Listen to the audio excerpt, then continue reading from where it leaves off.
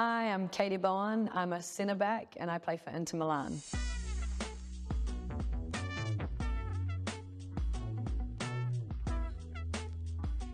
I debuted in, I think, 2011 against Australia.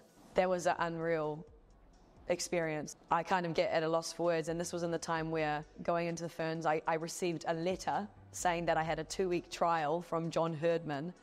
I'm really showing my age here, but getting that letter, I was just filled with, of course, nerves, but that's what I'd ultimately been working, and that's the dream, right? To play for the Football Ferns, to represent your country on the highest stage.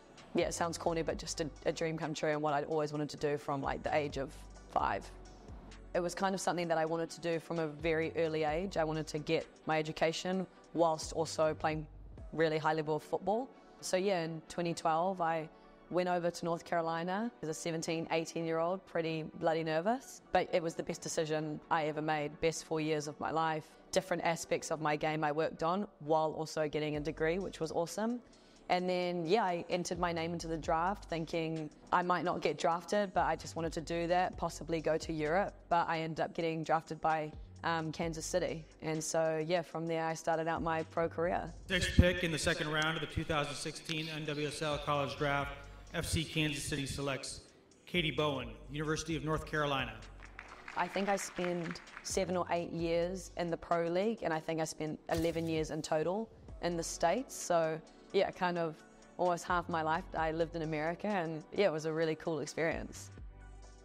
That was honestly an amazing experience. It was exactly what I needed at that time and in the point of my career. And certainly for me, it was the perfect build-up leading into the World Cup. My best friend, Hannah Wilkinson, is on the team, so I can't complain too much. And the girls over there are they have just such a competitive mentality, and it's such a professional environment. Dario, the coach, I really respect him and what he did for me. And yeah, unfortunately we fell short of winning the league, but no, it was a great time, and I would certainly go back there in a heartbeat. Yeah, as soon as Inter came into play, you kind of look at that club, and I'd never lived in Europe. Living in Milan is certainly something I can't complain about, but yeah, as soon as I signed that contract, I was so excited and ready for the challenge. Of course, leaving home is always hard because I'm a huge homebody, but yeah, I've been there almost a year now and absolutely loving it. I think just going over there, how technical players are and how much football is just in their blood. New Zealanders have a tendency to have that, but in rugby, over there, that's just, you live to watch or play football. That is their culture, that is who they are. And yeah, I've really loved kind of experiencing that and being part of that. My technical game, I've got to really hone in on that, and I think my decision making, I would count myself as a leader, but it's also hard to lead when you don't speak the same language as everyone. So that's something that I've certainly had to adapt. And it's been a challenge, but it's really cool to try and figure that out in such a different environment for me. Yeah, I mean, it was pretty surreal, honestly. Unfortunately, throughout my, as you said, 13-year career, we haven't played a lot of games at home. So you sometimes forget, do people know who we are? Are people going to come and watch? And I remember when we found out, I think it was maybe 2 years before the actual tournament, that we were hosts, I was very curious and a little bit anxious as to how that was going to be, because we aren't a footballing country. But honestly, it could not have been more impressive, the amount that the nation got behind both us and the teams that were based in New Zealand, which I thought was really cool as well. It was amazing to see not only young girls, young women, but also boys really sort of idolize us and get behind us. And I think even having a tour like now, coming back and seeing the impact that we made, it really hits home. Because again, when the World Cup ends, you leave and you don't necessarily get to reap the rewards of that impact. And so I think coming back here and seeing the reaction, it's been amazing. And it's kind of, again, an eye-opener of yeah, we did do that, and it was amazing for the sport and for the country. I find it a bit difficult because I think the natural competitor in me always feels this sadness that we didn't get out of the group. I think that was our best opportunity to get out of the group, and after obviously starting out with such a significant win, that's sometimes where my mind goes, but I feel like that's a natural human response. You go to the negatives. But it's like when I receive messages on Instagram or comments on Instagram or stuff like that, that I'm like, whoa, it kind of like snaps me back to reality in terms of like the impact that that whole tournament and myself had on people. You just don't, in the moment, you don't necessarily think about that. You're so focused on the build-up of being as fit as you can be and watching film and all of this. You almost have this tunnel vision of just football and the games. I think it will more hit home for me in 4 or 5 years when I'm looking back, looking at the Ferns, hopefully with them playing more home games and looking at that sort of fan base just continue to build, and hopefully the attendance numbers in terms of watching our games and actually participating in the sport.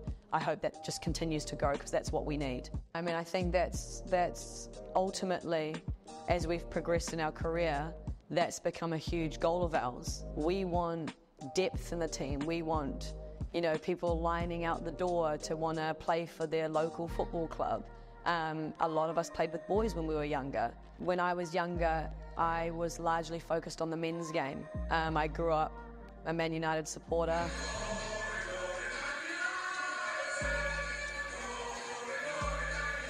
I still am, unfortunately. But yeah, I didn't sort of have a massive amount of female football role models, aside from my sister and my mum and Maya Jackman. As I got older, it was like sort of Hayley Morwood that I started to sort of like learn about, but there wasn't the exposure. So it was all David Beckham, Wayne Rooney, all of these players. So yeah, it makes me sad that when I was younger, there were legends of the game, but there wasn't that exposure. I think now we have social media, TV rights and everything like that, that I hope that companies, businesses, streaming, they all get behind this, because we want the exposure. We want a 5-year-old to look at us and go, well, they played on the World Cup. Like, I've had that dream, but I had no idea I could do it. I don't think I thought to myself, like, I want to get 100 caps or anything like that. I just want to play football. So to now be here now with, as you say, kind of 106 caps, like, to be honest, I didn't really have that in my mind. It was just football, football, football for as long as I can and enjoy it. I think that the more people can buy into this and buy into women's sport and buy into, like, it will be worth it, I think that, that we can only go up from here, and I hope that it continues to do so. Whoa, that's a really hard question. I mean, I think I have to say the home World Cup. That's the one that, jumps out to everyone, the Norway game. I think the World Cup for myself and other players is a bittersweet experience, though, because we experienced elation and the best night of our lives, quickly followed by quite possibly the worst night of our lives. So, I mean, that's what a tournament brings. But, we fell short of our ultimate goal in that World Cup, and that was getting out of the group. So that's why it's sort of like, it's a bittersweet. Yes, it's like one of my best memories, but also kind of one of my worst. Honestly, though, I would say a lot of my best memories are off the field. I've formed some of my best friendships in this team, met amazing girls along the way, and it's the times where you're not really doing anything. It's the meal rooms, it's the on the bus sing-alongs, it's those things that I think once I'm done playing, that's what I'll remember. I won't actually remember sort of half the footballing things. So yeah, it sounds like a generic kind of corny answer, but it's those little moments that I'll miss when I'm done.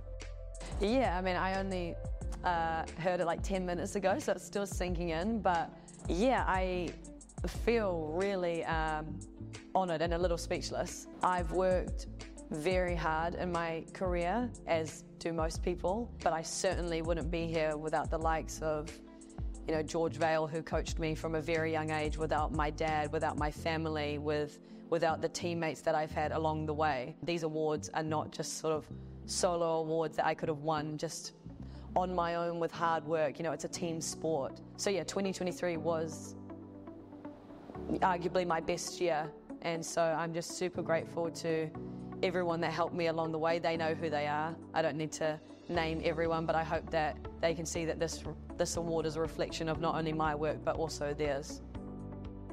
I would tell her to absolutely stay true to herself. I would tell her to, in her teen years, don't be so stubborn.